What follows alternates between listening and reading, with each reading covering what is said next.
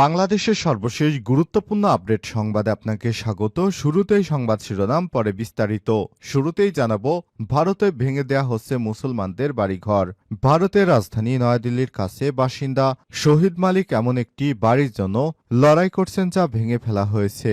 পেশায় হিসাবরক্ষক ওই মুসলিম নাগরিক গত 2 বছর ধরে তার বাড়িসহ আরও 2 ডজন বাড়ি ভাঙার বিচারের জন্য স্থানীয় আইনজীবীদের সাথে কাজ করছেন। এভাবে কোনো প্রকার নোটিশ দেয়া ছাড়াই ভেঙে ফেলা হচ্ছে মুসলিম সম্প্রদায়ের হাজার হাজার বাড়ি ঘর। এরপর জানাবো, বাংলাদেশের সংখ্যালঘুদের সুরক্ষা নিয়ে যা বলল মার্কিন যুক্তরাষ্ট্র। যুক্তরাষ্ট্রের জাতীয় নিরাপত্তা পরিষদ এনএসসি কৌশলগত যোগাযোগ সমন্বয়ক জন কার্বি বলেছেন, বাংলাদেশের ধর্মীয় এবং নৃতান্ত্রিক সংখ্যালঘুদের সুরক্ষা অত্যন্ত জরুরি। আজ হোয়াইট হাউসে প্রেস ব্রিফিংয়ে এক প্রশ্নের জবাবে তিনি এসব কথা বলেন। এদিকে আসাদের পতনে বিপদে পড়তে যাচ্ছে ভারত। সিরিয়ায় ইরান সমর্থিত বাশার আল আসাদ সরকারের পতনের পর দেশজুড়ে এর প্রভাব ছড়িয়ে পড়েছে। এরই মধ্যে এই ঘটনাকে কেন্দ্র করে ঝড় বয়ে গেছে মধ্যপ্রাচ্যের রাজনীতির উপর। সেই ঝড়ো বাতাসের ছোঁয়া এসে পড়েছে আরব সাগরের তীরবর্তী দেশ ভারতেও। অনেকেই বলছে, আসাদ সরকারের পর এবার মোদির পতন হতে চলেছে। জানাবো, বোমা মেরে ভারতের কেন্দ্রীয় ব্যাংক উড়িয়ে দেওয়ার হুমকি। ভারতের কেন্দ্রীয় bank reserve bank of India বোমা হামলার হুমকি দেওয়া হয়েছে।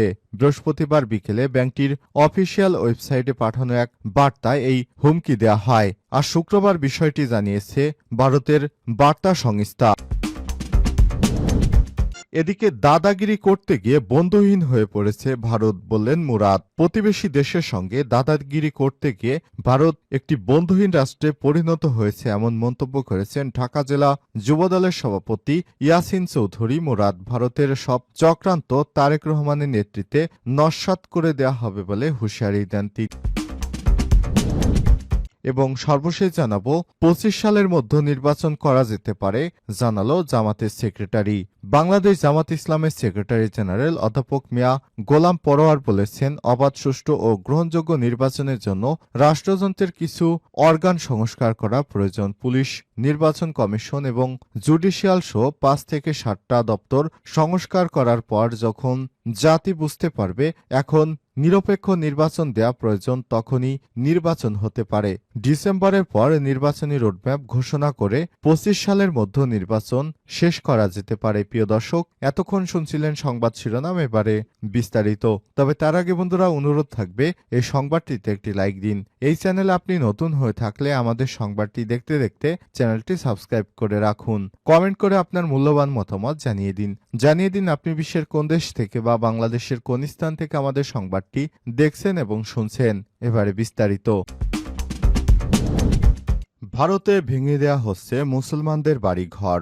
ভারতের রাজধানী নয়াদিল্লির কাছের বাসিন্দা শহীদ মালিক এমন একটি বাড়ির জন্য লড়াই করছেন যা ভেঙে ফেলা হয়েছে। পেশায় হিসাবরক্ষক ওই মুসলিম নাগরিক গত 2 বছর ধরে তার বাড়িসহ ওই 2 ডজন বাড়ি ভাঙার বিচারের জন্য স্থানীয় আইনজীবীর সাথে কাজ করছেন। 2022 সালের অক্টোবর মাসে দিল্লি উন্নয়ন কর্তৃপক্ষ ভারতের রাজধানী নগরের পরিকল্পনা করছিল। এ সময় ওই বাড়িগুলো ভেঙে দেওয়া হয়।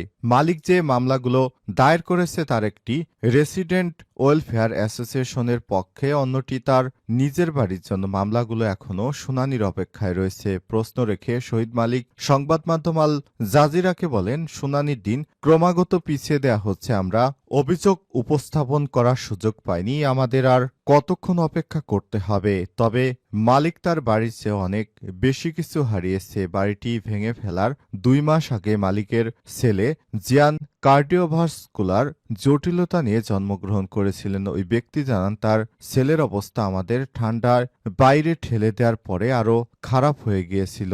সেদিন সন্ধ্যায় ওই বাড়িটি ভেঙে ফেলা হয়। সেদিন শিশুটি ঘন্টার পর ঘন্টা ক্রমাগত কান্নাকাটি করলে মালিক ডাক্তারের কাছে নিয়ে যান। পরে 6 দিন শিশু জিয়ানকে এক হাসপাতাল থেকে অন্য হাসপাতালে স্থানান্তরিত করা হয়। সর্বশেষ all India institute of medical science নয়াদিল্লিতে পেডিয়াট্রিক ইনসেনটিভ কেয়ার ইউনিটে তাকে ভেন্টিলেটরে রাখা হয়। অক্টোবরে এক শীতের সকালে বাবা মা দেখেন জিয়ানের শরীর নীল হয়ে গেছে। যখন শিশুটি শ্বাস নিতে কষ্ট হচ্ছিল সে পৃথিবী ছেড়ে চলে যায়। মালিক বলেন, চিকিৎসকেরা আমাদেরকে বলেছিলেন ধুলোর সংস্পর্শে আসায় তার শ্বাস নেওয়া আরও কঠিন হয়ে উঠেছে। যখনই জিয়ানের কথা ভাবি আমি এবং আমার স্ত্রী ব্যথায় কাঁপতে থাকি। আমাদের কখনোই নোটিশ দেওয়া হয়নি। বিনা নোটিশে ভারতের সরকার আমাদের বাড়িটি ভেঙে ফেলেছে, আমাদের ছেলে দুটোই চুরি করেছে।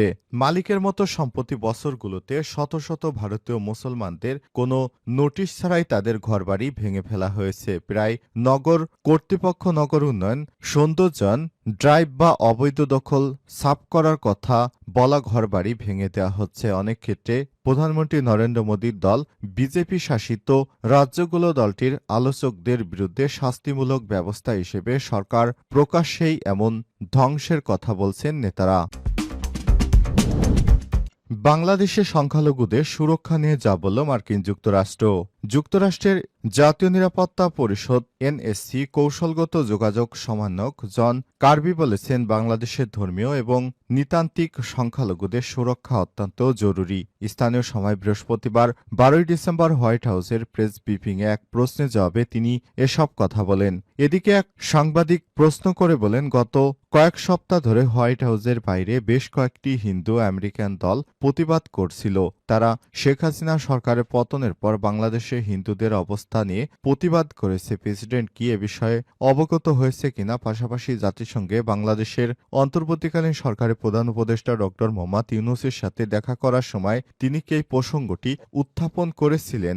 জবাবে জন কির্বি বলেন, আমরা খুব গভীরভাবে এগুলো পর্যবেক্ষণ করছি এবং প্রেসিডেন্ট নিজেও নিবিড়ভাবে নজর রাখছেন। তিনি বলেছেন, সাবেক প্রধানমন্ত্রী ক্ষমতাচ্যুত হওয়ার পর বাংলাদেশে নিরাপত্তা পরিস্থিতি কঠিন হয়েছে। এই চ্যালেঞ্জ মোকাবেলায় আইনশৃঙ্খলা বাহিনী এবং নিরাপত্তা বাহিনীগুলোর সক্ষমতা বৃদ্ধির জন্য আমরা অন্তর্বর্তীকালীন সরকারের সঙ্গে ঘনিষ্ঠভাবে কাজ করে চলেছি। আসাদের পতনে বিপদে পড়তে যাচ্ছে ভারত। সিরিয়ায় ইরান সমর্থিত বাশার আল আসাদ সরকারের পতনের পর বিশ্বজুড়ে এর প্রভাব ছড়িয়ে পড়েছে। এরই মধ্যে এই ঘটনাকে কেন্দ্র করে ঝড় বয়ে গেছে মধ্যপ্রাচ্যের রাজনীতির উপর। সেই ঝড়ো বাতাসে ছোঁয়া এসে লেগেছে আরব সাগরের তীরবর্তী দেশ ভারতেও। বলা হচ্ছে, আসাদের পতনে দক্ষিণ এশিয়ার রাজনীতিতে বড় ধরনের চাপে পড়তে পারে পরমাণু শক্তিধর রাষ্ট্রটি। যদিও আসাদ সরকারের সঙ্গে ভারতের কূটনৈতিক সম্পর্ক নষ্ট নয়, তবে ভূরাজনৈতিক সমীকরণে ভারতকে টানা হচ্ছে এখানে।